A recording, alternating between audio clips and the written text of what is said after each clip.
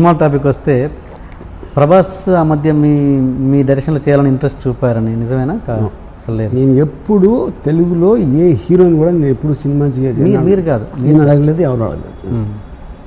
అంటే ఎందుకు మీరు ఆఫ్టర్ నాగార్జున గారు అండ్ వెంకటేష్ వాళ్ళ తర్వాత మీరు ఎవరు స్టార్స్తో పనిచేయలేదు? ఏంటి రీజన్? ఇప్పుడు నేను చేసే టైప్ సినిమాలు నేను ఎన్నుకునే subjects they are not related, they are not applicable to stars. ఎందుకంటే స్టార్డమ్ అనేది ఒక ఇమేజ్ ఉంటుంది, వాళ్ళకి ఒక ఫ్యాన్స్ ఉంటారు, పాటలు, కామెడీ ట్రాక్, ఇన్ని సెంటర్లో ఇన్ని రోజులు ఆడాలి, ఇలాంటి రిక్వైర్మెంట్స్ ఉన్న లాంటి ప్రాజెక్ట్స్ అండ్ వాళ్ళు చేయాలంటే. ఎందుకంటే వాళ్ళు ఎందుకు చేయాలంటే బికాజ్ అంతంత డబ్బులు పెట్టి అంతంత కాస్ట్లకి అమ్ముతున్నప్పుడు అన్ని వర్గాల ప్రజల్ని సాటిస్ఫై చేయాల్సిన ఒక కమర్షియల్ నెసెసిటీ ఉంటుంది.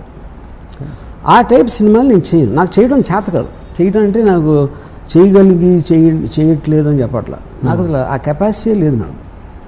అంటే తెలుగు వరకు అంటారా? హిందీలో ఎక్కడైనా సరే, ఎక్కడైనా ఆ టైప్ సినిమాలు నేను చేయలేదు. మరి హిందీలో మీరు స్టార్స్ చేశారు, అజయ్ దేవ్గన్తో చేసాను. కానీ అజయ్ దేవ్గన్తో కూడా ఎలాంటివి చేశాను? కంపెనీ, ఇక్కడ అన్ని out of the box films అయ్యి, దే నాట్ కమర్షియల్లీ డిజైన్. అలాంటివి తెలుగులో ఎందుకు చేయకూడదు స్టార్స్తో? మళ్ళీ తెలుగులో అలాంటివి ఆడవు సినిమాలు. నేను అదే చెప్తున్నాను కదా. ఇప్పుడు హిందీలో అంటే మీకు పాన్ ఇండియా టైంలో ఆ టైప్ ఆఫ్ సినిమాలు చూస్తారు. తెలుగులో మీరు ప్రభాస్ని పెట్టి భూతు అలాంటి సినిమా తీస్తే ఇట్స్ ఇంపాసిబుల్. ఎలా వర్కౌట్ అవుతుంది? రక్త చరిత్ర నడిచిందిగా, సూర్యాన్ని పెడితే స్టార్. అదే చెప్తున్నా, రక్త చరిత్ర అనేది మీకు అసలు ఇమేజ్ లేని మనుషులు ఒక రానెస్ తోటి ఉంది. అదే మీరు తారక్తో పెడితే సినిమా అట్లా ఉండదు, ఇంపాసిబుల్ అది. మీకు కాస్ట్ ఫీలింగ్ ఉందా? నాకు ఏ ఫీలింగ్ లేదు. నాకు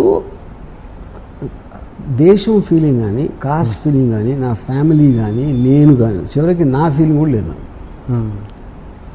వర్మ అన్నది జస్ట్ ఊరికే పెట్టుకున్నారా లేకపోతే ఇట్లా వినడానికి బాగుంది అంతే? వినడానికి బాగుంది, టైమింగ్ బాగుంది, రైమింగ్ బాగుంది. ఓకే. రాము గారిని కేర్ చేయని హీరోయిన్ ఇప్పటివరకు ఎవరైనా తగిలారా మీకు? మిమ్మల్ని కేర్ చేయని హీరోయిన్? కేర్ చేయని heroine it's very hypothetical question. ఎందుకంటే ఫస్ట్ ఆఫ్ ఆల్ అలాంటి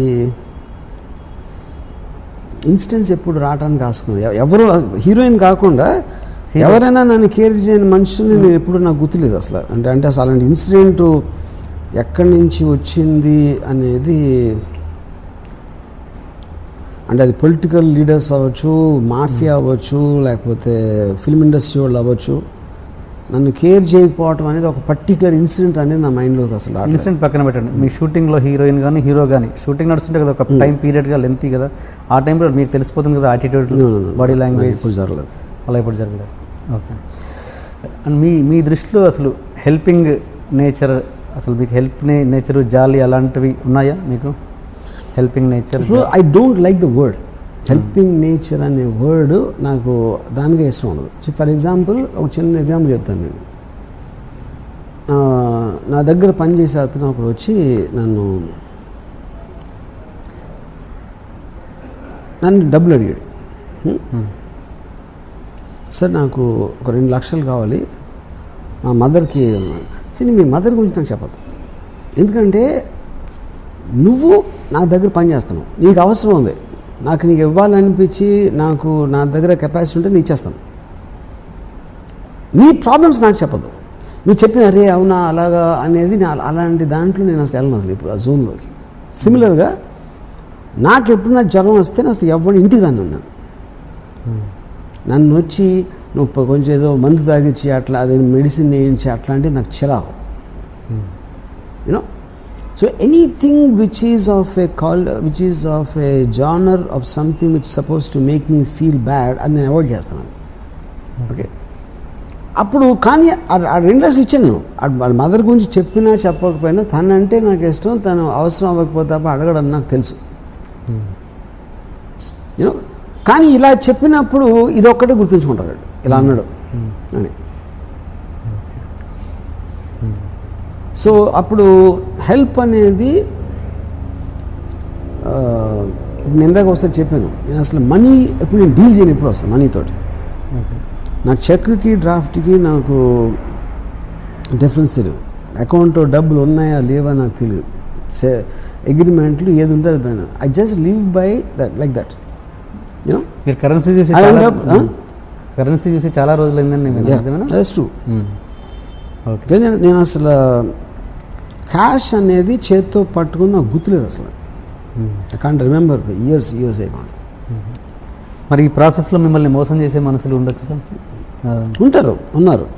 ఓకే, కానీ that's a decision I took. ఎందుకంటే దాన్ని ఇప్పుడు ప్రతి బ్రహ్మదేవుడో లేకపోతే నేచరో లేకపోతే వాట్ ఎవర్ కన్స్ట్రక్ట్స్ యూ, మీకు లిమిటేషన్స్ ఉంటుంది. మీరు ఎగరలేరు, కేవలం నడవగలుగుతారు. ఒకరికి ఒక సింగింగ్ టాలెంట్ ఉంటుంది, ఇంకోటి ఉండదు. ఇంకోటికి ఏదో ఉంటుంది, ఇంకోటి ఏదో ఉండదు. అలాగే నా బేసిక్ డిఎన్ఏలో అలాంటి మెంటాలిటీ ఉన్నారు. ఆ మెంటాలిటీ ఉన్నా నేను సర్వే అవుతున్నాను కదా. ఏం చెప్పినా రాము దగ్గర డబ్బులు లేవు, లేకపోతే ఇది, లేకపోతే ఇలా అంటే ఎవరో చంపేస్తారని చెప్పారు కదా. ఇలాంటివి అన్నీ ఉన్నా కూడా I'm still exactly living the way I want ఇన్ని ఇయర్స్ నుంచి. ఎప్పుడైనా మీరు ఎంతవరకు ఎన్నని ఉంటారు కానీ రాము ఇది చేయాలనుకుంటున్నాడు చేయలేకపోతున్నాడు అని ఎప్పుడైనా విన్నారా? That's as simple as that. నాకు one particular day I want to take break from Bollywood. కొన్ని రోజులు ఏదో వేరే చేద్దాం వచ్చాను హైదరాబాద్ వస్తే అందరూ అన్నారు బాంబేలో అయిపోయింది, ఇంకా అసలు ఎవరు పట్టించుకోవట్లేదు, అందుకని ఇక్కడికి వచ్చేసాడు అన్నారు. ఓవర్ నైట్ డిసైడ్ చేసి మళ్ళీ ఇక్కడికి వచ్చాను. And I put a bigger office then before. Okay. ఇప్పుడు వీళ్ళందరూ కూడా స్పెక్యులేట్ చేయగలుగుతారు కానీ వాళ్ళ గురించి ఎందుకు ఆలోచన, నా గురించి ఆలోచించే వాళ్ళ గురించి నేను ఆలోచించే వాళ్ళ గురించి. ఎందుకంటే నాకు టైం లేదు, వాళ్ళకి టైం ఉంది కాబట్టి నా గురించి ఆలోచిస్తారు. అప్పుడు నా గురించి ఆలోచించే టైంలో వాళ్ళ గురించి ఆలోచించుకుంటే కొంచెం పైకి రావడానికి ఛాన్స్ ఉంది అనేది నా ఫీలింగ్. మీ బ్యాంక్ బ్యాలెన్స్ ఆస్తి ఎంత ఉండొచ్చు? చెప్తే దొంగలు ట్యాక్స్ వాళ్ళు ఎత్తుకుపోతారు కాబట్టి చెప్పను. సో మొత్తానికి మీకు ఆస్తి బాగానే ఉంది. ఉందని ఒప్పుకున్నారా? కనీసం ఉందని ఒప్పుకుంటారా? చెప్పను, సీక్రెట్. ఓకే. మీ తదనంతరం మీ ఆస్తి ఎవరికి? ఎవరికి అంటే నాకు అంటే మీరు ఇందాక చెప్పారు కదా చివరి అది ఏమైనా తెలిస్తే మాత్రం మొత్తం ఖర్చు పెడతాను. ఎవరికి ఇవ్వకుండా. ఎవరికి కరెక్టే. ఏం చేస్తారు? ఎవరికి తాగరాడతాం. సీరియస్ ఆన్సర్ చెప్పండి. నేను ఆల్వేస్ నా వర్క్ ఎలా ఉంటుందంటే నా దగ్గర 4 కోట్లు ఉంటే 8 కోట్లు పని పెట్టుకుంటాను. 40 కోట్లు ఉంటే 80 కోట్లు పని పెట్టుకుంటాను. So I always my work will be more then demanding then what is I have. So because of that నా దగ్గర డబ్బులు ఎప్పుడు ఉండవు. సో 80 కోట్ల తర్వాత నేను మళ్ళీ 120 కోట్లు నేను తేగలుగుతాను. ఎందుకు? వర్క్ కొన్న ఎఫెక్ట్ బట్టి. ఓకే. తెలుగులో ఇప్పటివరకు సెన్సేషన్ సినిమా శివ, దానికి తెలుగులో సీక్వెల్ ఎందుకు ట్రై చేయలేదు? ఇష్టం లేదా ఎలా? దాని Shiva I think is outdated subject. First of all అంటే ఒక కాలేజ్ స్టూడెంట్స్ ఆ టైంలో ఉన్న ఒక రెజొనెన్స్ తోటి ఒక